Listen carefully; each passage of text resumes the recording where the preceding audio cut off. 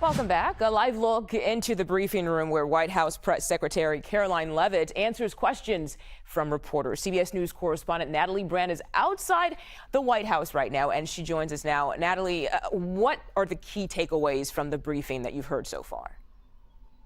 Hi, Mugo. Well, a lot of focus, of course, obviously, is on the major ruling against President Trump's tariff strategy. Karoline Leavitt, in her opening, called it judicial overreach. Of course, this is as the administration tries to appeal that decision. Here's some of what she had to say. The courts should have no role here. There is a troubling and dangerous trend of unelected judges inserting themselves into the presidential decision-making process. America cannot function if President Trump, or any other president for that matter, has their sensitive diplomatic or trade negotiations railroaded by activist judges. President Trump is in the process of rebalancing America's trading agreements with the entire world, bringing tens of billions of dollars in tariff revenues to our country, and finally ending the United States of America from being ripped off. These judges are threatening to undermine the credibility of the United States on the world stage.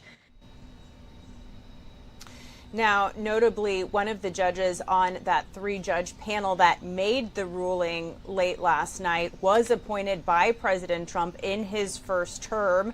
The judges in that ruling said that the president overstepped his authority when imposing the sweeping tariffs through the Economic Emergency Powers Act. Of course, all of this is going to now continue to play out in the courts as the administration appeals. Now, Leavitt was also asked about new reports of progress on a ceasefire deal between Israel and Hamas. Here's what she had to say about that.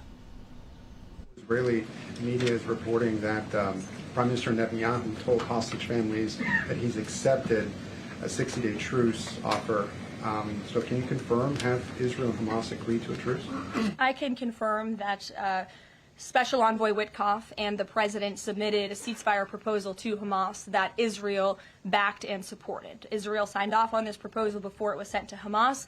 I can also confirm that those discussions are continuing, and we hope that a ceasefire in Gaza will take place so we can return all of the hostages home, and that's been a priority from this administration from the beginning. I won't comment further as we are in the midst of this right now. So to be clear,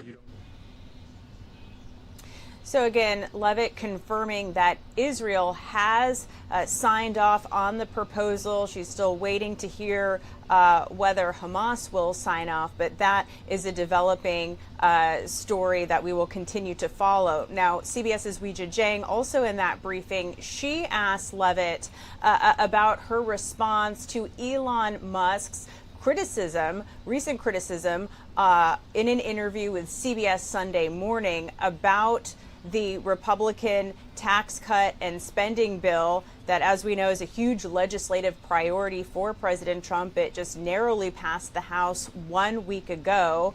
But in an interview with CBS, Musk saying it doesn't do enough to make cuts to the deficit, which of course was one of his major goals with the Department of Government Efficiency. Leavitt did not give a long answer there, but essentially defended the bill. Also noted that Musk's time in his official capacity as a special government employee has come to an end. That was a scheduled departure because of the rules surrounding how much time Musk can serve in that role as a special government employee. But she says that, the president thanked him for his work and that the mission of DOGE will continue. Mugo. Okay, Natalie Brand live from the White House for us. Thank you again for joining us.